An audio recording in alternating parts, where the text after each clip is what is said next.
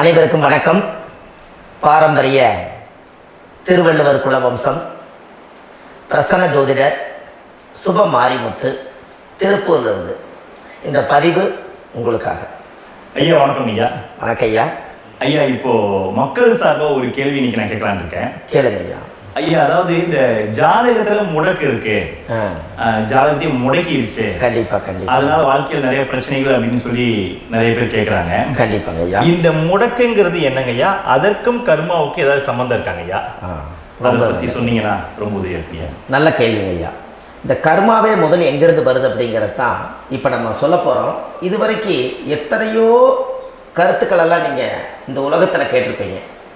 ஆனால் இந்த பதிவில் நீங்கள் பொறுமையோடு இந்த கருத்தை ஒரு இனிமையோடு நிதானமாக கேட்டிங்கன்னா உங்களுடைய ஊழ்வினை கர்மா எங்கிருந்து உருவாச்சு, இதனுடைய இந்த கர்மானால் நாம் என்ன கஷ்டப்படுறோம், நாம் இந்த பூமியில் பிறக்கிறதுக்கு என்ன வரம் வாங்கி வந்தோம், நம்ம பாவ புண்ணியம் எல்லாம் ஜாதக கட்டத்தில் போய் எப்படி எடுக்கிறது, நம்மளுடைய தோஷம்னு சொல்கிறோமே அந்த தோஷம் எப்படி கிரியேட் ஆகுது, நம்ம இந்த பூமியில் பிறக்கும் போது கொண்டு வந்த கர்மாவா, இல்லை கடவுளே நம்மளுக்கு ஒரு தண்டனையாக கொடுத்த கர்மாவா, இல்லை நம்ம இந்த பூமிக்கு வந்ததுக்கு அப்புறம் செய்த கர்மாவா, இது எல்லாத்தையுமே நம்ம பொறுமையாக கேட்கணும்னா கண்டிப்பாக இந்த பதிவை நீங்கள் பொறுமையோடு கேளுங்க. உங்களுக்கு இதில் ஒரு பெரிய ஒரு ரகசியம் ஒன்று அடங்கியிருக்குது. அந்த ரகசியத்தை தான் இன்னைக்கு இந்த உலகத்துக்கு அரங்கேற்றம் பண்ணுறேன். இந்த முடக்கு நம்ம ஐயா கேட்டதில் ஒரு அற்புதமான ஒரு விஷயம் என்ன அப்படின்னு கேட்டிங்கன்னா, முடக்குங்கிறது அந்த காலத்தில் பெரிய திறமையை கட்டி போட்டு வச்சுட்டா நம்மளால் அது இயங்க முடியுமா? முடியாது இல்லைங்களா ஐயா? முடியாது. அப்போது அதே மாதிரி ஜாதக கட்டத்தில் நமக்கு வேண்டிய யோகத்தை கடவுளே நம்மளுக்கு நாம் செய்த பாவத்தினால அது முடக்கி வச்சிருச்சுன்னா அந்த பாவகத்தை அந்த ஜாதகர் அனுபவிக்க முடியுமா? முடியாது, அனுபவிக்க முடியாது. அப்போ அந்த அனுபவிக்க முடியாம வெளி உலகத்துல போய் நம்ம தேடி போன பிறவியில செய்த பாவத்தை இந்த பிறவியில நீங்க தேடி கண்டுபிடிச்சு வாழ்க்கையில நீங்க எப்போ மேலுக்கு வருது? அப்போ அந்த கர்மா 12 ராசி கட்டத்துக்குள்ள 27 நட்சத்திரத்துல 9 கிரகங்களுக்குள்ள ஒரு பெரிய ஒரு ஆத்துமாத்துமான கர்மா, உங்க பூர்வ ஜென்ம கர்மா இதுக்குள்ள எங்கேயோ ஒரு இடத்துல முடங்கி இருக்குது. இந்த முடக்க மட்டும் உங்க ஜாதகத்துல நீங்க கண்டுபிடிச்சிட்டீங்கன்னா ஹைலைட்டா வாழ்றதுக்கு, இந்த உலகத்துல சுதந்திரமான வாழ்க்கை வாழ்றதுக்கு ஒரு மிகப்பெரிய பொக்கிஷம் உங்க ஜாதகத்துக்குள்ளேயே இருக்கு. அப்போ அந்த ஜாதகத்துக்குள்ள நாம போன பிறவியில நம்ம கர்மா நாம் என்ன செய்திருக்கோம் உங்களுக்குள்ள பெரிய குழப்பம் இருக்கும். என்னங்கய்யா, நீங்க என்ன கர்மா பண்ணிட்டு வந்தீங்க, நாம போன பிறவில நம்ம யாரை ஒரு வதச்சோம், யாரை நம்ம மனசை புண்படுத்தணும், நம்ம தாத்தாவுக்கு சோறு போட்டோமா, நம்ம பாட்டனுக்கு சோறு போட்டோமா, நம்ம முப்பாட்டனுக்கு சோறு போட்டோமா, நம்ம கொள்ளு பாட்டனுக்கு சோறு போட்டோமா, அப்ப நம்ம அப்பாவுக்கு நம்ம பெற்றவருக்கு நம்ம சாப்பாடு கொடுத்தோமா, இவங்களுக்கெல்லாம் நம்ம சேவை பணிவடைகள் செஞ்சோமா, நம்மளுடைய உறவுகளுக்கெல்லாம் அரவணைச்சு போனோமா, நம்மளுடைய இந்த மாதிரி நாம் ரத்த சம்பந்த உறவுகளை இருந்துதான் இந்த உலகத்துக்கு நம்ம வெளியில வந்திருப்போம். அப்போ வெளியில நீங்க நிக்கிறீங்க, அப்படியே மேல போய் பார்த்தீங்கன்னா ஒரு 7 தலைமுறையில ஒவ்வொருத்தரும் செய்த கர்மாவெல்லாம் நம்ம பிளட் ரிலேட்டிவா இப்போ நீங்க கரண்ட்ல இருக்கிறவங்க கிட்ட தான் டெபாசிட் பண்ணிருக்கு. அப்ப இது தெரியாம நாம ஜாதகத்துக்குள்ள போய் தசாபுத்தி நல்லா தெரிஞ்சிருக்குதே, நான் ரொம்ப கஷ்டப்படுறேன், என் ஜாதகத்துல போய் பார்த்தேன் எல்லா கிரகங்களும் நல்ல வலிமையா இருக்குன்னு சொன்னாங்க, ஆனா இன்னும் என்னுடைய கடன் அடையல, இன்னும் என்னோட கர்மா தீர்ந்த மாதிரியே தெரியல, எனக்குள்ள ஒரு தாட்டு என்னமோ நான் ஒரு பிண்டங்கிற வாழ்க்கையிலே வாழ்ந்துட்டு இருக்கேன் அப்படின்னு நீங்க சொல்லும் போது, அப்ப இதையெல்லாம் தாண்டி ஒரு கர்மா உங்களுடைய ராசி கட்டத்துக்குள்ள எங்கேயோ ஒரு பக்கத்துல ரகசியமா புதைஞ்சிருக்கு. அப்போ அந்த ரகசியமா புதைஞ்சிருக்கக்கூடிய அந்த முடக்கு தான் இன்னைக்கு இந்த உலகத்துக்குள்ள நீங்க தெரிஞ்சுக்கக்கூடிய விஷயம். அப்போ அந்த முடக்குங்கிறது ஒரு உண்மை இந்த உலகத்துக்கு நம்மளை எல்லாத்துலேயும் நல்லா யோசிச்சு பாருங்க. 12 ராசி கட்டம் இருக்குதுங்களா ஐயா? ஆமாங்க ஐயா. ஆனா கிரகம் எத்தனை இருக்குதுங்க? 9 தான் இருக்குங்க. ஆமா, 12 ராசிக்கு 12 கட்டத்துக்கு 12 கிரகம் கொடுத்துருக்கலாம்ல கடவுள். அப்ப ஏன் 3 கட்டத்தை மட்டும் எம்டி பண்ணி மீதி 9 கிரகத்தை வச்சுக்கிறாருன்னா, அப்ப நாம் செய்த 3 தலைமுறை கர்மாவுக்கு அது எந்த கட்டம் பிளாக் ஆகுதோ அந்த கட்டத்துக்குள்ள ஒரு ஏதோ ஒரு ரகசியம் இருக்கிறனால தானே எங்கேயோ ஒரு பக்கத்தில் நீங்கள் கண்டிப்பாக கர்மாவில் மாட்டுவீங்கிறது கனவுலே படைச்சு தானே இதை உருவாக்கியிருக்காரு. 12 ராசிக்கு 12 கட்டம் கொடுத்துருந்தா எங்கே நீங்கள் சுற்றி வந்தாலும் ஏதோ ஒரு வீட்டுக்குள்ள போய் பார்த்துக்கலாம். நிச்சயமாக. ஆனால் ஒரு வீடு சுத்தமாக இருக்குது, ஒரு வீட்டில் 4 கிரகம் இருக்குது, ஒரு வீட்டில் 3 கிரகம் இருக்குது, ஒரு வீட்டில் 5 கிரகம் இருக்குது, ஒரு 3 வீடு 4 வீடு காலியாக இருக்குது. அப்போ எங்கேயோ ஒரு ராசி கட்டத்துக்குள்ளேயே கடவுளுடைய கர்மா விளையாட்டு, அது ரகசிய விளையாட்டு தான். அப்போ இந்த இடத்துல தான் உங்கள் ஜாதகத்தில் முடக்கு இருக்குது. இந்த முடக்க நீங்கள் எப்படியெல்லாம் அதை ஆராய்ச்சி பண்ணி கண்டுபிடிக்க முடியும் அப்படிங்கிற ஒரு விஷயத்தை தான் இன்னைக்கு நம்ம இந்த உலகத்துக்குள்ள இதை நுழைக்க போகிறேன். இப்போ அப்பா செய்த பாவம்னு ஒன்று இருக்குமில்ல ஐயா? ஆமாங்க ஐயா. நம்ம அறியாத வயசுல தெரியாதல அப்பா செய்த பாவம்னு இருக்கும். அப்பாவுடைய சொத்து பிள்ளைக்கு தானா, அப்பாவுடைய பாவம் பிள்ளைக்கு தானே? ஆமாங்க ஐயா. ஆமாங்க ஐயா. என்னங்க ஐயா? ஆமாங்க ஐயா. சரி, அப்ப தாத்தா இருக்கிறாரு, தாத்தாவுடைய கர்மா உயிர் எங்க எழுதி வைக்கிறாருங்க? அப்போ மகனை பெற்றுறாரு. அப்ப தாத்தா மாதிரியே முகம் இருக்குது, தாத்தா மாதிரியே அவருடைய நடை உடை பாவனை இருக்குது, அவர் தாத்தாவுடைய ஜீனு தான் அப்படின்னு இவர் சொல்லும் போது, அப்ப தாத்தாவுடைய சொத்து பேரனுக்கு சொந்தம்னா தாத்தாவுடைய பாவம் எங்க போகுங்க? பேரனுக்கு தான். Very good. அப்ப இந்த அப்போ இந்த கர்ம எப்படி டிரான்ஸ்ஃபர் ஆகுதுன்னு உங்களுக்கு தெரியுதா? புரியுது புரியுது. அப்ப நீங்க போன பிறவியில அந்த தாத்தாவுடைய பேரனை நீங்க பிறக்கிறதுக்கு கர்மம் உங்களை செயல்பட வச்சிருக்குது. அதனால நீங்க தாத்தாங்கிறீங்க. அதனால இந்த கௌரவமே எங்க தாத்தா சம்பாதிச்ச சொத்து, நான் தான் அனுபவிக்கணுங்கிற விதியை நீங்க உருவாக்கிறீங்க. புரியுது. அப்போ இந்த ஜாதகத்துல அந்த உள்வினை தோஷம் தான் ஏதோ ஒரு வழியில உங்களை கர்மாவை செயல்படுத்துது. அதனாலதான் இந்த ஜாதகத்துல எந்த ஒரு முடக்கை எடுக்கிறதா இருந்தாலும் சூரியன் என்ற நட்சத்திரம் எதுவோ அந்த நட்சத்திரத்துக்கு எந்த வீடு முடக்காகுதோ அங்கதான் உங்களுடைய கர்மா ஒளிஞ்சிருக்கும். இதுதான் உங்களுடைய பெரிய ஒரு பொக்கிஷமான ரகசியம். சரிங்க ஐயா. இப்போ இது நவகிரகங்கள் 9 இருக்கும்போது ஏன் சூரியனை மட்டும் நம்ம இதில் எடுத்துக்கணும்னு நீங்க சொல்றீங்க? நல்ல கேள்விங்க ஐயா. நீங்க கேட்டீங்க பாத்தீங்களா, 9 நவகிரகம் இருக்கும்போது சூரியன் மட்டும், அந்த சூரியன் என்ற நட்சத்திரம் பிறக்கும் போது அந்த வீடு மட்டும் முடக்காக நீங்க கேட்டீங்க இல்லையா? இதுதான் அற்புதமான கேள்வி. ஏன் அப்படின்னு கேட்டீங்கன்னா, சூரியனா அப்பா, அப்பாவோட உயிர் கருவோய் அம்மாவுடைய பனிக்குடத்துல கர்ப்பத்துல வச்சு 10 மாசம் 300 நாள் சுமந்து நீங்க இந்த பூமிக்கு வெளியில வரும்போது நீங்க என்ன பாவத்தை இவங்க விதைச்சாங்களோ அந்த கர்மாவை வாங்கிட்டு தான் நீங்க வெளியில பிரசவம் ஆகுறீங்க. இதுதானே உண்மைதாங்க. அப்ப சூரியன் என்ற நட்சத்திரம், அந்த சூரியன்கிறது உயிர் கருவல்லவா? அப்பாவுடைய உயிரணுக்கள் அம்மாவுடைய கருவிக்குள்ள போய் நாம குழந்தை வடிவத்துல இருந்து 300 நாள் பாவ உன்னித்த பதிவுல ஏட்டு எழுதி ஒரு ஜாதகத்தை கையில கொடுத்து பிறந்த உடனே உங்களுக்கு ஒரு ஏட்டை பெரட்டி நீ இப்படித்தான் விதி, இனிமேல் இப்படித்தான் நீ வாழணும்னு சொல்லி உங்க கர்மாவை நீங்க கர்மாவோட தானே வெளியில பிறக்கிறீங்க. அப்ப சூரியன் என்ற நட்சத்திரம் தானே இந்த உலகத்துக்கு ஒரு பெரிய ஒரு மகத்துவம். இப்ப பாருங்க, விடிய வரைக்கும் நம்ம முடிச்சுட்டு இருக்கிறோம். காலையில சூரிய உதயமானா அவங்கவுங்க செயல்படுறோம். மீறி எல்லா கிரகங்களுக்குமே வெளிச்சத்தை கொடுக்கக்கூடிய சக்தி சூரியனுடைய பிம்ப ஒளிக்குத்தான் உண்டு. என்னங்கய்யா? அதனாலதான் மேசம் உச்ச வீடுன்னு சொல்லி மேசத்தை உச்சம்னு சொல்லி சூரிய உச்சத்தை அங்கதான் வச்சாங்க. அப்போ அந்த காலச்சக்கரத்துக்கு 5ஆம் இடம் பூர்வ புண்ணியஸ்தானத்துல போய் சிம்மத்துல கொண்டு போய் சூரியனை ஆட்சி விடுன்னு வச்சாங்க. அப்போ சூரியன்ல இருந்துதான் அந்த மையப்புள்ளி உருவாகுது. அப்போ உங்களுடைய ஜாதகத்துல அந்த சூரியனாகப்பட்டவர் பிறக்கும் போது நீங்க உங்க ஜாதகத்தை நீங்க எடுத்துக்கங்க ஐயா. நீங்க இன்னைக்கே போய் கதவை திறந்து உங்க பெட்டியை திறந்து பீர்வாவுக்குள்ள உங்களுடைய ஜாதகம் இருக்குது, அந்த ஜாதகத்தை எடுத்து ஜோதிடர்கிட்டையே நீங்க சந்தேகம் கேட்கறதுக்கு முன்பு நீங்களே உங்களுடைய கர்ம பத்தி தெரிஞ்சுக்கிறதுக்கு இந்த பதிவுல உங்களுக்கு ஒரு ரகசியத்தை சொல்லித்தரேன். உங்க ஜாதகத்துல இப்ப இது வரைக்கும் ராசி கட்டத்தை நீங்க பார்த்திருப்பீங்க. ஆனா பாதசாரம்னு ஒண்ணு இருக்கும் இல்லைங்களா? ராசிக்கு பாதசாரம்னு ஒண்ணு இருக்கும். சூரியன் என்ன நட்சத்திரத்துல இருக்குது, சந்திரன் என்ன நட்சத்திரத்துல இருக்குது, செவ்வாய் என்ன நட்சத்திரத்துல இருக்குது, புதன் என்ன நட்சத்திர கால நிற்குது, இது எல்லாமே அந்த சாரம் இல்லாத ஜோதிடம் சோரம் போய்விடும். அதனால அந்த சாரத்தை நிற்கிறது பத்தியில கிரகம். அதுல இப்ப நீங்க உங்களுடைய ராசி கட்டத்தை ஓபன் பண்ணுங்க.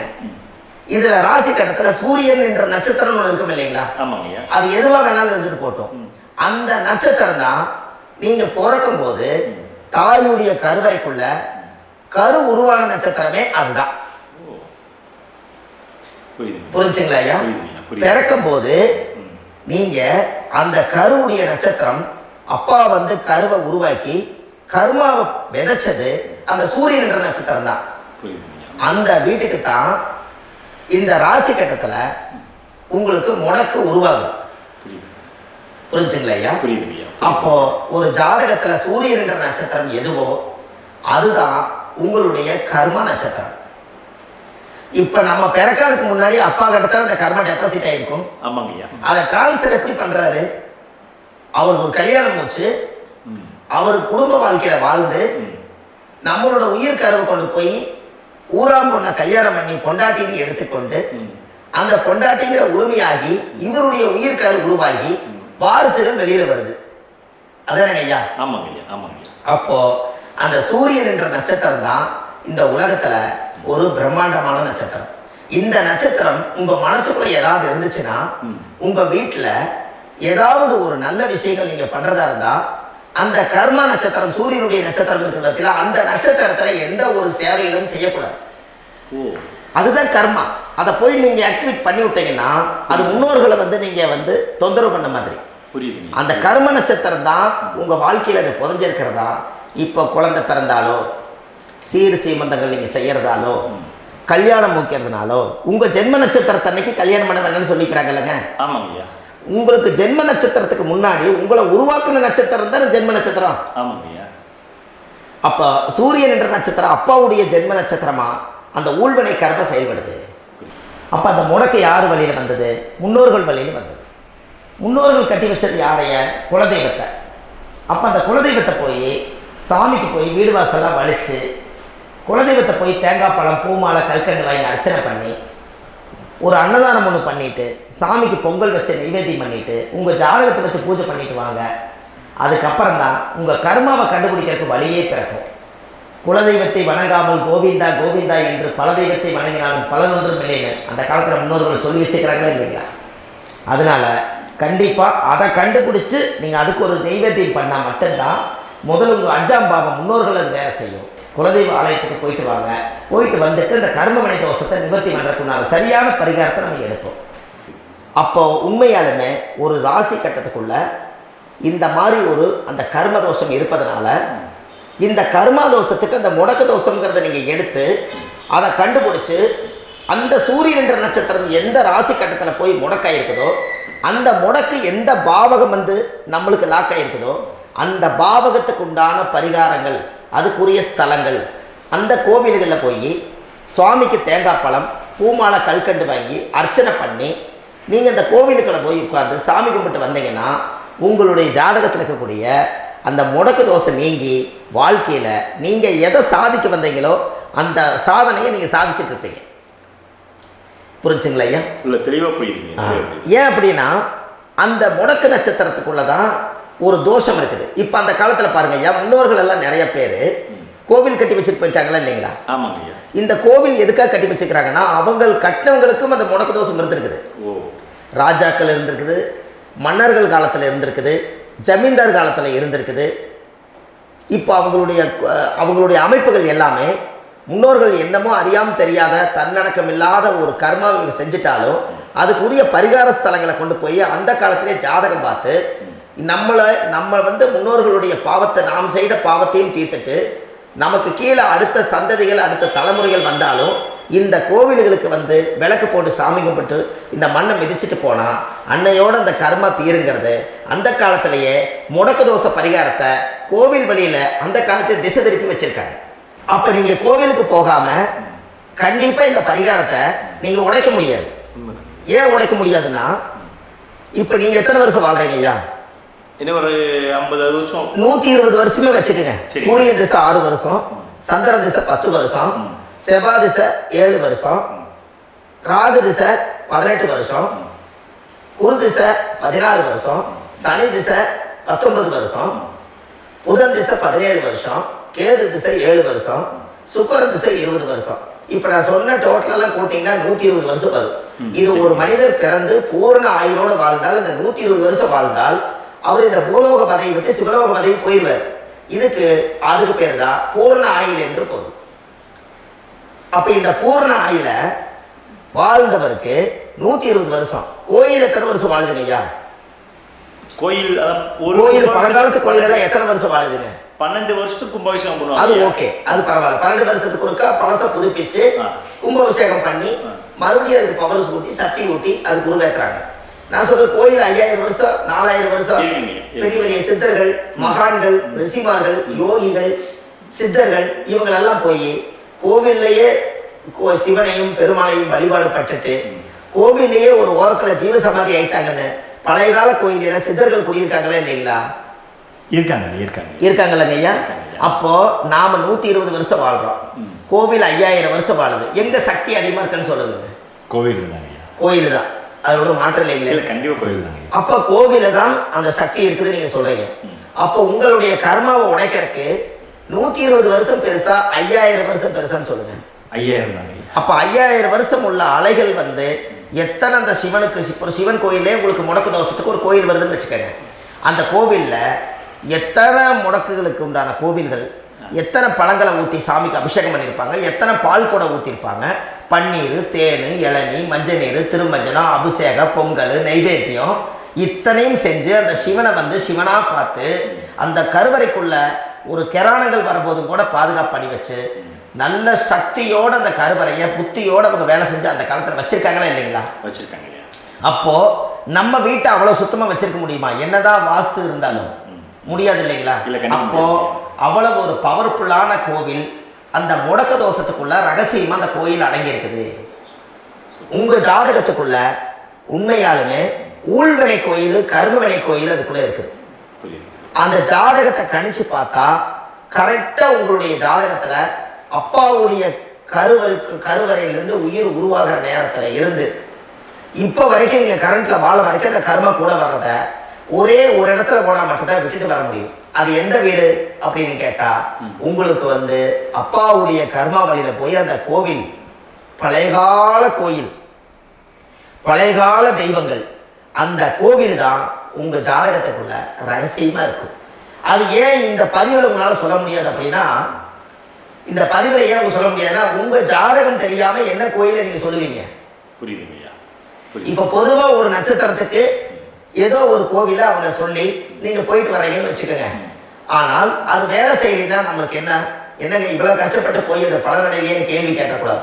உங்க ஜாதகத்தை நீங்க கொண்டாங்க, உங்க டேட் ஆஃப் பர்த் டயத்தை போட்டு ஜாதகத்தை கணிச்சு நீங்க சூரியன் என்ற நட்சத்திரத்துக்கு உங்களுடைய கர்மவினை கோவில் யாரு, உங்களுடைய முடக்கு யாரு, ஊழ்வினை தோஷத்துக்கு உண்டானவர் யாரு, தாய் வழி கர்மா யாரு, தந்தை வழி கர்மா எது, நீங்க பிறக்கும் போது வந்த கர்மா என்ன, இது எல்லாம் கணிக்காம பொதுவா ஒரு கோயில்ல போய் நீங்க வாட்டுக்கு சாமி கும்பிட்டு வந்தால் பலன் எப்படி கிடைக்கும்?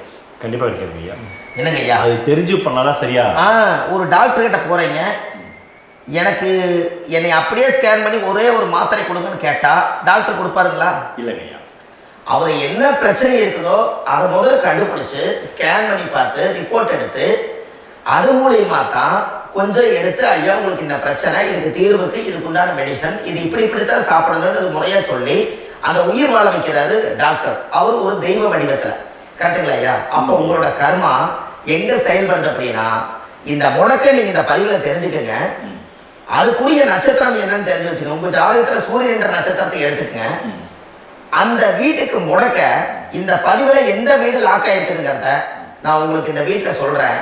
அந்த வீட்டு நீங்க பாருங்க, உங்களுடைய லக்கணத்துக்கு அது எந்த வீடு. இப்ப லக்கணத்துக்கு ஒரு 7வது வீடுனே வச்சுக்கோங்க. அப்போ லக்கணத்துக்கு 7வது வீடே முடக்கு. அப்படி ஒரு முடக்க ஆயிப்போச்சுன்னா ஒரு ஜாதகத்துல லக்கணம் தான் 1, 7ஆம் இடம்ங்கிறது மனைவி ஸ்தானம். ஒரு ஆணுடைய ஜாதகத்துக்கு 7ஆம் இடம் தான் மனைவி. அவருக்கு நல்ல மனைவி அமையாம ஆடம்பரம் இருந்தும் வீடு அரண்மனை மாதிரி இருந்தும் அந்த மனைவி ஒரு சந்தோஷமா அவர் அனுபவிக்க முடியாது. புரிஞ்சுங்களா ஐயா? சந்தோஷமா அனுபவிக்க முடியாது. ஏன் அப்படி? 7ஆம் இடத்துல தான் அவரோட கர்மம் உட்கார்ந்து இருக்குது. கரெக்டா சொன்னீங்க. 7ஆம் இடத்துல தான் அந்த கர்மம் உட்கார்ந்து இருக்குது. அப்ப அந்த 7ஆம் இடத்துல இருக்கக்கூடிய அந்த கர்மா போன பிறவியில நீ மனைவிக்கு சோறு போடாம மனைவியை கட்டி வச்சு அடிக்கிறதும், மனைவியை துன்புறுத்துறதும், அந்த மனைவி இருக்கவே இன்னொரு வாழ்க்கைக்குள்ள போறதும், இங்க வாழ வேண்டிய தாம்பத்திய சந்தோஷத்தை கொண்டு போய் இன்னொரு இடத்துல கொடுக்கறதும், தெரிஞ்சிருந்தே நம்மளுடைய மனசுக்குள்ள திருடுத்தனமா வாழ்றதும், இது எல்லா கர்மாவும் போன பிறவியில நாம் செய்த ஊழ்வினை கர்மா தான் உங்க ஜாதகத்துல 7ஆம் இடம் முடக்கு. அப்போ அந்த 7ஆம் இடம் முடக்கா இருந்துச்சுன்னா கண்டிப்பாக உங்கள் ஜாதகத்தில் நீங்கள் என்ன அனுபவிச்சிட முடியும்? நல்ல நண்பர்கள் கிடைக்க மாட்டாங்க, நல்ல ஒரு பார்ட்னர்ஷிப் அமையாது, நல்ல ஒரு நட்பு வட்டங்களில் எதையும் அனுபவிக்க விடாது, ஒரு அங்கீகாரமான உறவுகளில் போய் நம்ம ஸ்ட்ராங்காக நிற்க முடியாது. 7ஆம் இடம் என்பது தாம்பத்திய வாழ்க்கை, பூர்த்தி இல்லாத வாழ்க்கையாக இருக்கும். இப்படியெல்லாம் அந்த ஜாதகத்தில் ஒரு பொதுவாக ஒரு ஜாதகத்தில் 7ஆம் பாவம் முடக்காயிட்டால் இந்த கர்மாவை அவர் அனுபவிச்சுக்கிட்டே இருப்பார். இது எப்பத்தான் அதுக்கு ஒரு தீர்வு வேணுங்க ஐயா? அந்த கோயில் எதுன்னு கரெக்டாக சொன்னீங்க. இப்போ இது மனிதனால செயல்படுது. மனிதர்கள் தான் கோயிலை கட்டி வச்சாங்க.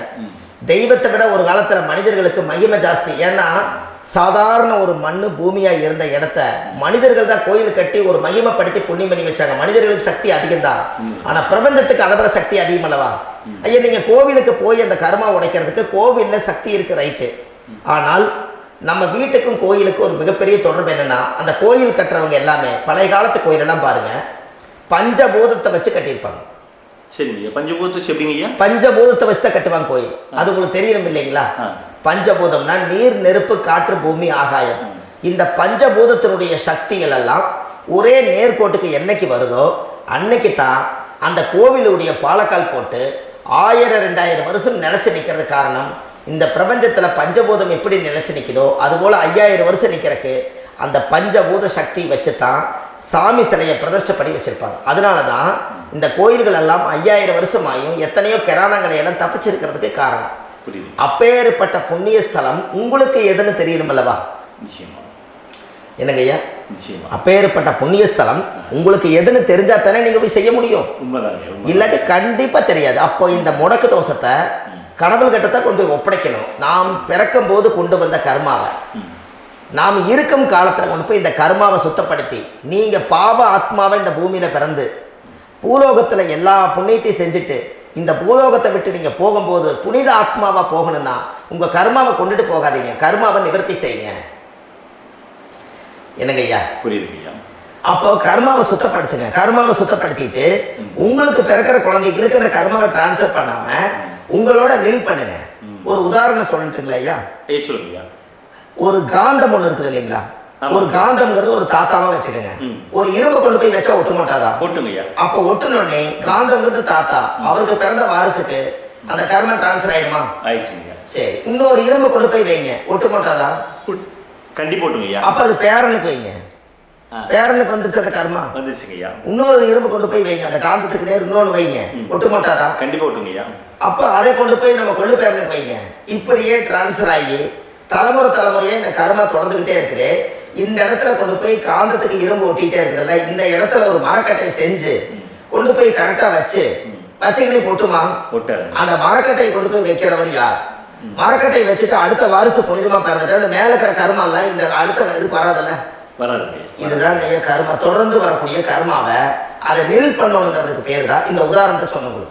அப்ப நாம் இந்த பூலோகத்துல நம்ம ஒரு தாயுடைய கருவறையில் இருந்து தொப்புள் கொடி அறுக்கும் நேரம் நாம் என்ன கர்மாவை வாங்கி வந்திருந்தாலும் அதையெல்லாம் ஆராய்ச்சி செய்து ஜாதகத்தில் முழுமையாக கண்டுபிடிச்சு ஒரு காலம் இல்லைனாலும் ஒரு காலம் நம்ம நல்லா இருக்கிறதுக்காக, நம்ம வாரிசுகள் எல்லாம் நலமடைஞ்சு வளமடைஞ்சு வர்றதுக்காக இந்த கர்மா தோஷத்தை கரெக்டாக கண்டுபிடிச்சு சரியான கோவிலுக்கு போய் நீங்கள் கர்மாவை நிவர்த்தி பண்ணி அங்கே பூஜை புனஸ்தானங்கள், சகசரநாம பூஜைகள், ஓமங்கள், வழிபாடுகள் இதெல்லாம் நீங்கள் செஞ்சு உங்களுடைய பாவத்தை எல்லாம் கழித்து உங்கள் ஜாதகத்தவே யோகமாக மாற்ற முடியும். கண்டிப்பாக மாற்ற முடியும். ஏன்னா நம்ம யாரை நம்பி செய்கிறோம்? சரியான கடவுள்கிட்ட வழிகாமிக்க போகிறோம். அப்போ கடவுள் பொய்யாயிருவாரா? இல்லைங்க, நிச்சயமா இல்லை. ஐயா, நம்ம அதாவது அந்த காலத்தை சொல்லுவாங்க, சக்தியுள்ள சாமி கும்பிட்டு புத்தி உள்ள உள்ளே பெக்கணும்னு சொன்னாங்க. 16 வதபதனை பெக்கல, எல்லாம் அறிவோட பெற்றாங்க. அதனால எல்லாமே தாய் தந்தைகள் பேச்சை கேட்டாங்க. அன்னைக்கு எல்லாருமே தாய் தந்தைகளுக்கு தூணா நின்னாங்க. அப்போ அந்த காலத்தில் சக்தியுள்ள சாமி கும்பிட்டு புத்தியுள்ள உள்ளே பெக்கோன்னு சொல்லி அன்னைக்கு அறிவோட பெற்று இந்த கர்மாவை ஆளுக்கு ஒரு கர்மாவை டிரான்ஸ்ஃபரை பிரித்து எல்லாரும் சுத்தப்படுத்தினாங்க. இன்னைக்கு நம்ம ஒரு குழந்தை 2 குழந்தை பெற்று வச்சிருக்கோம். அவங்களுக்கே இவ்வளவு கர்மா வந்துருச்சுன்னா இந்த குழந்தைகளுக்கு என்னைக்கு இந்த கர்மாவை போய் கண்டுபிடிச்சி நீங்கள் எப்போ சரி பண்ணுவீங்கன்னு. அப்போ இந்த வாழ்க்கையில் ஏதோ ஒரு பிரபஞ்ச சக்தி நம்மளை அறியாமல் என்னமோ ஒரு இயக்கத்தில் கொண்டு போய் விட்டுருச்சுங்களா? அப்போ இனிமேலாவது இந்த கர்மாவில் இருந்து கண்டிப்பாக நம்ம நிவர்த்தி ஆகணும்னு சொன்னால் இந்த முடக்கு தோஷத்தை யாரெல்லாம் கண்டுபிடிச்சு இந்த ஊழ்வினை கர்மாவில் இருந்து நாம் கருவறையில சுமக்கும் போது 10 மாசம் நீங்களே என்னென்ன நினைச்சிருப்பீங்க? அதாவது கருவறைக்குள்ள கருப்பா ஒரு பிண்டம் இடப்பக்கம் கிடக்கையில இந்த பூமிக்கு வரும்போது நீங்க என்னென்ன நினைச்சிருப்பீங்க? இந்த பிறந்ததுக்கு அப்புறம் வந்துதான் அம்மா தெரியுது, அப்பா தெரியுது, தாத்தா தெரியுது, பாட்டி தெரியுது, இந்த உலகத்துல கண்டுள்ளாத காட்சிகள் எல்லாம் தெரியுது, எல்லாம் தெரியுது. ஆனா 10 மாசம் உங்க வாழ்க்கையில நீங்க இருக்கும் போது நீங்க என்னென்னலாம் நினைச்சு இந்த பதிவுகளை இறைவன் கொடுத்தாரோ அதெல்லாம் அனுபவிக்கத்தான் வந்தீங்க. அதுக்கு இடையில இருக்கிறதான கர்மா. இந்த ஒரு விஷயம் உங்களுக்கு கிடைச்சிருச்சுன்னா நீங்க எல்லாருமே ராஜயோகமா படைப்பீங்கல்ல. இதுல ஏழை பணக்கார யாரையுமே சொல்ல வரல. அவங்க பிறக்கும் போது புண்ணியத்தை பொறுத்து தான் போன ஜென்மத்துல நம்ம என்ன புண்ணியங்கள் பண்ணி வச்சோமோ அந்த புண்ணியத்துல இன்னைக்கு நல்லா வாழ்றாங்க. ஒருத்தர் கேட்டாரு, என் ஜாதகத்துலங்க எங்கூட படிச்சவரு இடம் வாங்கிட்டாரு, வீடு வாசல் கட்டிட்டாரு, தொழில் பண்ணிட்டாரு, நல்லா இருக்காரு, ஆனா நான் இன்னும் அப்படியே தான் இருக்காங்கன்னு ஒருத்தர் கேட்டாரு. அதுக்கு ஒரு கருத்து என்னன்னா, டேட் ஆஃப் பர்த் ஒண்ணுதான், டைம் ஒண்ணுதானே வச்சுக்கோங்க. அவங்க அப்பா செஞ்ச புண்ணியம் வேற, நீங்க செஞ்ச பாவங்கள் வேற. அவர் செஞ்ச புண்ணியத்தினால அவருக்கு எல்லாமே முன்னாடி கிடைக்குது. நீ கர்மாவெல்லாம் கழிச்சிட்டீங்கன்னா பின்னாடி கிடைக்க போகுது. இதுல மற்றவங்களை பத்தி வேற்றுமையா நினைக்கிறதுல எந்த ஒரு இதுவுமே இல்லை. அப்போ ஒருத்தர் பார்த்து ஒருத்தர் வாழ வேண்டாம். உங்களுடைய சுய அறிவை வச்சு இந்த பூலோகத்துல இந்த பூமியில நீங்க 4 தெரிஞ்சு நல்ல விதமா கத்துக்கிட்டு இந்த உலகத்துல சிறப்பா வாழ கத்துக்குங்க. அதுக்கு அந்த ஊழ்வினை தோஷத்தை கண்டுபிடிங்க. உங்களுக்குன்னு ஒரு முடக்கு இருக்குதுங்கிறத இன்னைக்கு நீங்க எழுதி வைங்க. அதை எப்படியாவது கண்டுபிடிங்க, அதை தேடுங்க. ஒரு முறை நீங்க ஜாதகத்தை கொண்டு வாங்க. அந்த ஜாதகத்தை கொண்டு வந்து உங்க பாவகத்துல எத்தனாம் பாவம் முடக்காயிருக்குன்னு பாருங்க. அந்த பாவகம் முடக்காயிடுச்சுன்னா உங்க வாழ்க்கையில அதுல இருந்து உங்களால வெளியில வரவே முடியாது. கண்டிப்பா வர முடியாது. அதை நீங்க கண்டுபிடிச்சா மட்டும்தான் நீங்க மேல வர முடியும். ஏன்னா நிறைய பரிகாரங்கள், பூஜைகள், யாகங்கள், ஹோமங்கள் எல்லாம் செய்து வச்சும் கூட அந்த கருவணைக்கு உண்டான கோவிலுக்கு போய் அந்த 5000 வருஷம் பழமை வாய்ந்த தெய்வத்துக்கிட்ட போய் நீங்க முறையிட்டு விளக்கு போட்டு உங்க கர்மத்தை எல்லாம் நான் நீதான் தீர்த்து கொடுக்கணும்னு சொல்லி நம்பிக்கையோட போய் நீங்க போய் அந்த சரணாகதி அடையிறீங்க பாருங்க, அங்கதான் உங்க கர்மாவை எடுத்து விடுறாரு. அப்ப இந்த ரகசியம் உங்களுக்கு வேணும் அல்லவா? அப்போ உங்க ஜாதகத்துல எங்க முடங்கி இருக்குது, அதுக்குரிய கோவில்கள் எல்லாம் என்ன, அதுக்கு தான பரிகாரம் என்ன, அதுக்கு நீர் பரிகாரம் என்ன, யாத்திரை பரிகாரங்கள் என்ன, நீங்க வீட்டில இருந்தே செயல்படுத்தக்கூடிய பரிகாரங்கள் என்ன, பரிகாரம் கோவிலுக்கு போய்தான் நடக்குமா, இல்ல நாம் வீட்டில் வச்சு வணங்குறதுனால நடக்குமா, நாம் செய்யக்கூடிய தர்ம பரிகாரங்கள் என்ன, தான பரிகாரங்கள் என்ன, இப்படி பல விதமா இருக்கனால உங்க ஜாதகத்துக்கு எந்த மாதிரி பரிகாரம் கனெக்ட் ஆகுதுங்கிறது தெரியணும். இது தெரியாம கண்டிப்பா உங்களால செயல்படுத்துறது ரொம்ப கஷ்டம். இதனால இதை நீங்க தெரிஞ்சுக்கணும்னா இப்ப நம்ம பாருங்க, நீங்க அதை தெரிஞ்சுக்கிட்டாலே உங்க வாழ்க்கையில ஒரு டைம்ல நீங்க தெரிஞ்சு போறீங்க உங்களுடைய கர்மா என்ன, நீங்க எங்க செயல்பட்டு போயிட்டு இருக்கிறீங்க, உங்க போற பாதை சரியா இல்ல அந்த பாதையில முள்ளு கல்லு இருக்குதா, இது எல்லாம் உங்களுக்கு தெரியலனா இந்த முடக்க கண்டுபிடிக்கக்கூடிய சக்தி வாய்ந்த இந்த கர்மாவை நிவர்த்தி பண்றதுக்கு வழிகள் இருக்குது.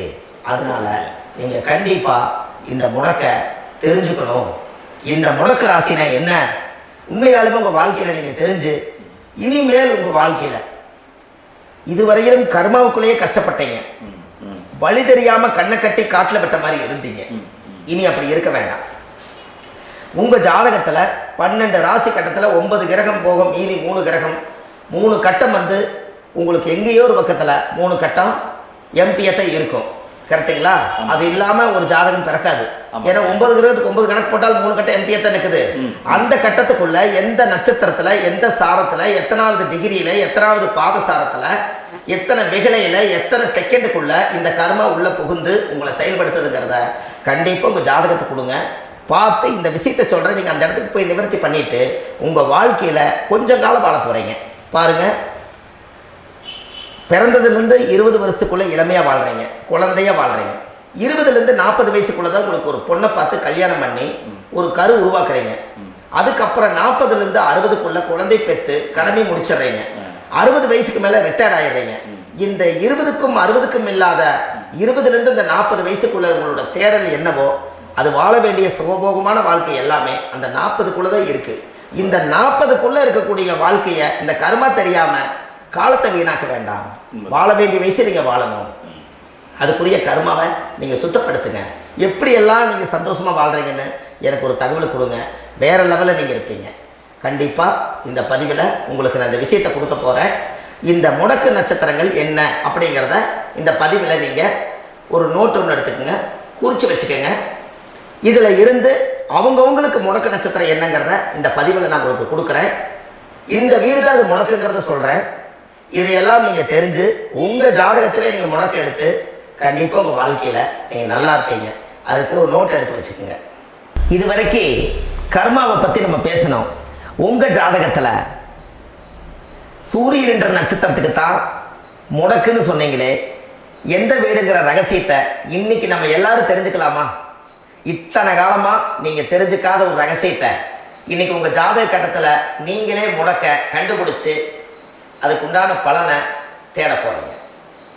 அந்த தேடல் தான் உங்களை கொண்டு போய் உட்கார வைக்க போகுது. ஒரு உதாரணம், உங்கள் ஜாதகத்தில் பாதசாரம் இருக்குது அல்லவா? அந்த பாதசாரத்தில் சூரியன் என்ற நட்சத்திரம், சூரியன் நின்ற நட்சத்திரம் பாதசாரத்தில் கரெக்டாக எடுங்க. சூரியன் என்ற நட்சத்திரம் பரணி நட்சத்திரமாக இருந்தால் சிம்மம் தான் முடக்கு. அப்போ பரணி நட்சத்திரக்காரர்களுக்கு அந்த சிம்மத்தில் வந்து முடக்காயிட்டா, அப்போ உங்கள் லக்னத்துக்கு அது எத்தனாம் பாவமோ அந்த பாவகம் முடங்கிடும். அந்த பாவகத்தை நீங்கள் அனுபவிக்க முடியாது. அதிலிருந்து தான் உங்கள் கர்மாவே அங்கே ஒழிஞ்சிருக்கும். அது உங்கள் லக்னத்துக்கு அந்த சிம்மம் எத்தனாவது வீடுன்னு உங்களுக்கு தெரியும். ஒன்று ஜோதிடர்களுடைய அணுகி போனால் அந்த கர்மா என்னங்கிறத கண்டுபிடிச்சு சொல்லுவாங்க. அப்போது உங்கள் வாழ்க்கையில் பரணி நட்சத்திரத்தில் சூரியன் என்ற நட்சத்திரம் அது பரணியாக இருந்தால் அந்த சிம்ம ராசியில தான் முடக்கு இருக்கும். அப்போ அந்த சிம்மம் முடக்க போய் ஆலய வழிபாடுகளில் போய் மட்டும்தான் அந்த கர்மாவை சரிப்படுத்த முடியும். தான பரிகாரம், தர்ம பரிகாரம், உங்களுடைய வாழ்க்கையில் எளிமையான உங்கள் வீட்டில் தர்ம வழி பரிகாரத்தை செஞ்சு உங்கள் கர்மாவை சுத்தப்படுத்த முடியும். ஆனால் அந்த ஜாதகத்தில் அது என்ன கர்மான்னு கண்டுபிடிக்காம ஒரிஜினல் பரிகாரம் நீங்கள் செய்ய வேண்டியது என்னங்கிறது ஜாதகம் பார்க்காம உங்களுக்கும் தெரியாது. அப்போ அதை கண்டுபிடிச்சி தானே நீங்கள் கோயிலுக்கு போயிட்டு வரணும். அதை கண்டுபிடிச்சி தானே அந்த பூர்வ ஜென்ம கர்மாவை தொலைக்கணும். அது என்ன வந்து பூஜை யாகம் பண்ணுறீங்க, என்ன ஹோமங்கள் பண்ணுறீங்க, எந்த கோவிலில் போய் வழிபாடு பண்ணுறீங்க, எத்தனை சகஸ்ரநாம பூஜை பண்ணுறீங்க, எந்த ஆலயத்துக்கு என்ன செய்யணுங்கிறத அந்த ராசிக்காரர்கள் அந்தந்த கர்மாவை கண்டுபிடிச்சி இதை நீங்கள் சரிப்படுத்திட்டு வாங்க. உங்கள் வாழ்க்கையில் ஒரு மிகப்பெரிய ஒரு மாற்றம் நடக்கும். அடுத்த பதிவில் இதெல்லாம் நான் உங்களுக்கு இவ்வளவு நேரம் சொல்லியிருக்கேன். இந்த இவ்வளவு நேரம் நீங்கள் சொன்னதில் உங்களோட கர்மானா என்னன்னு இப்போ நீங்கள் தெரிஞ்சுக்கிட்டீங்க. உங்கள் ஊழ்வினை தோஷம்னா என்னன்னு கண்டுபிடிச்சிட்டீங்க. அப்போது இந்த ஒரு ரகசியம் மட்டுமே உங்களுக்கு எங்கே போனால் தீர்வு கிடைக்குங்கிறது மட்டும் அது ஜாதகம் பார்த்து தான் நீங்கள் அதை கண்டுபிடிச்சி அந்த கர்மாவை உடைக்க முடியும். இன்றைக்கு பரணி நட்சத்திரத்தை பற்றி நீங்கள் பார்த்தீங்க. அடுத்த வீடியோவில் உங்களுக்கு கிருத்திகை நட்சத்திரத்தை பற்றி அடுத்த பதிவில் உங்களுக்கு நான் தரேன். நம்ம ஆன்லைன்லேயே ஜாதகம் பார்க்குறோம். உங்கள் date of birth, time, place கொடுத்தீங்கன்னா போதும். உங்களுக்கு ஜாதகத்தை கணிச்சு ஃபோன்லேயே உங்களுக்கு கர்மராசி கண்டுபிடிச்சி உங்களுக்கு உண்டான கர்ம பரிகாரத்தை சொல்லி உங்கள் வாழ்க்கையில் ஒரு வெளிச்சத்தை கொண்டு வர்றதுக்கு என்றைக்கும் உங்களுக்கு உறுதுணையாக இருப்பேன். நீங்கள் கண்டிப்பாக இந்த பதிவுகள் எல்லாம் இது உங்களுக்காகத்தான். இது அதிகாலை நேரத்தில் பிரம்ம முகூர்த்தத்தில் இந்த பதிவை உங்களுக்கு முழுமையாக சமர்ப்பணம் பண்ணுறேன். இதை கற்று இதை வழி நடத்தி இதைய எப்படியெல்லாம் இந்த முடக்க கண்டுபிடிச்சி இப்படியெல்லாம் பேச வச்சு அழகு பார்க்க நம்ம முன்னோர்களுடைய ஆசீர்வாதமும் இந்த முடக்க கண்டுபிடிச்ச குருமார்களும் அவங்களுடைய குடும்ப பாரம்பரிய வம்சாவளிகளும் எல்லாருமே நல்லா இருக்கணும். அதுக்காக இந்த நேரத்தில் நான் வந்து அடியன் சுப மாரிமுத்தாக இருந்து திருப்பூர்லேருந்து இந்த பதிவை உங்களுக்கு நான் கொடுக்குறேன். கண்டிப்பாக இந்த முடக்கு கோயிலுக்கு, இந்த முடக்கு தோஷத்துக்கு உண்மையான பரிகாரங்கள், எளிமையான பரிகாரங்கள் நீங்களே வாழ்க்கையில் செஞ்சு ஆதிகால பரிகாரங்கள் உங்கள் மனசுக்குள்ளே இருக்குது. அதை செயல்படுத்தினா மட்டும் போதும். வாழ்க்கை எங்கேயோ போயிடும். கண்டிப்பாக ஒரு முறை உங்கள் ஜாதகத்தை அனுப்பி வைங்க. உங்களுக்கு நான் பார்த்து பலன் சொல்கிறேன். இன்றைக்கி நான் கொடுத்த பதிவுகள் எல்லாம் உங்களுக்கு ரொம்ப பயனுள்ளதாக இருந்திருக்கும். உங்களுக்கு இது வரைக்கும் எத்தனையோ கர்மமணிகளை பற்றி தெரியாமல் இருந்திருக்கீங்க. இந்த பதிவில் நிறைய கேட்டு தெரிஞ்சுக்கிட்டீங்க. இதெல்லாம் வாழ்க்கையில் ரொம்ப முக்கியமான பரிகாரங்கள், எளிமையான பரிகாரங்கள். நேராக நீங்கள் கடவுளை தான் கெட்டியாக பிடிக்க போகிறீங்க. அந்த பரிகாரங்கள் எல்லாம் செஞ்சு அதிகாரமாக வாழ்ந்து இந்த பூலோகத்தில் நல்ல சிறப்பாக வாழ்றதுக்கு இந்த பரிகாரம் உங்களுக்கு ரொம்ப யூஸ்ஃபுல்லாக இருக்கும். கண்டிப்பாக இந்த பதிவை செய்யுங்க. நம்ம பாரம்பரிய திருவள்ளுவர் குல வம்சம் பிரசன்ன ஜோதிடர் சுப மாரிமுத்து திருப்பூரில் இருக்கேன். 30 ஆண்டு காலமாக நம்ம ஜோதிடம் பார்த்து கொண்டிருக்கிறோம். இவ்வளவு காலமாக எத்தனையோ ஆயிரக்கணக்கான மக்களுக்கு நம்ம ஜோதிடம் பார்த்து வழிகாட்டி நிறைய மக்களுக்கு நிறைய சேவைகள் செஞ்சுருக்கேன். நிறைய கோயில் கட்டி வச்சுருக்கேன், கும்பாபிஷேகங்கள் பண்ணி வச்சுருக்கேன், அன்னதானங்கள் நிறையா பண்ணி வச்சுருக்கேன், புண்ணிய யாத்திரைகள் நிறைய போய் வந்திருக்கேன். மக்களுக்காகவே நான் உங்களுக்கு உழைக்க தயாராக இருக்கேன். இந்த ஜோதிடம் என்னுடைய ஒரு பாரம்பரியமாக என்னுடைய அப்பா தாத்தா முன்னோர்கள் இதெல்லாம் எங்களுடைய குலத்தொழில் இது. அதனால் நாங்கள் பாரம்பரியமாக திருவள்ளுவர் குல வம்சம். வள்ளுவர் வாக்குன்னு யூடியூப் சேனலில் போனீங்கன்னா 1000 பரிகாரங்கள் கொடுத்துருக்கேன். அதுவும் உங்களுக்கு ரொம்ப யூஸ்ஃபுல்லாக இருக்கும். வள்ளுவர் வாக்கு அப்படின்னு போடுங்க. அப்படி இல்லைன்னா சுப மாரிமுத்துன்னு போடுங்க. இதில் பரிகாரங்கள் நிறையா கொடுத்துருப்பேன். கண்டிப்பாக இதெல்லாம் நீங்கள் சந்தித்து நீங்கள் ஒரு சப்ஸ்கிரைப் பண்ணி வச்சுக்கோங்க. நான் போடக்கூடிய பதிவுகள் எல்லாமே உங்களுக்கு நோட்டிஃபிகேஷனாக வந்துடும். அதனால் நீங்கள் ஒரு சப்ஸ்கிரைப் பண்ணி வச்சுக்கோங்க. தினமும் ஒரு தகவல் உங்களுக்கு கொடுத்துக்கிட்டே இருக்கேன். இதெல்லாமே உங்களுக்கு ஒரு பெரிய சந்தோஷமான நிகழ்ச்சிகள். என்றைக்கும் உங்களோட நான் வாழ்கிறேன். உங்களுடைய குடும்பத்தில் நான் ஒருத்தராக இருந்து குடும்ப ஜோதிடராக நான் இருப்பேன். கண்டிப்பாக ஆயுள் உள்ள வரைக்கும் உங்களுக்காக இந்த ஜோதிடத்துக்கு உழைச்சி உங்கள் குடும்பத்தில் ஒருத்தராக நான் ஒரு ரத்த உறவில் நான் இந்த பூர்வ ஜென்மத்தில் உங்களுக்கு நான் கடமைப்பட்டிருக்கேன். கண்டிப்பாக அடுத்த பதிவில் உங்களை நான் சந்திக்கிறேன். வாழ்வது ஒரு முறை, வாழ்த்தட்டும் தலைமுறை. நன்றி, வணக்கம்.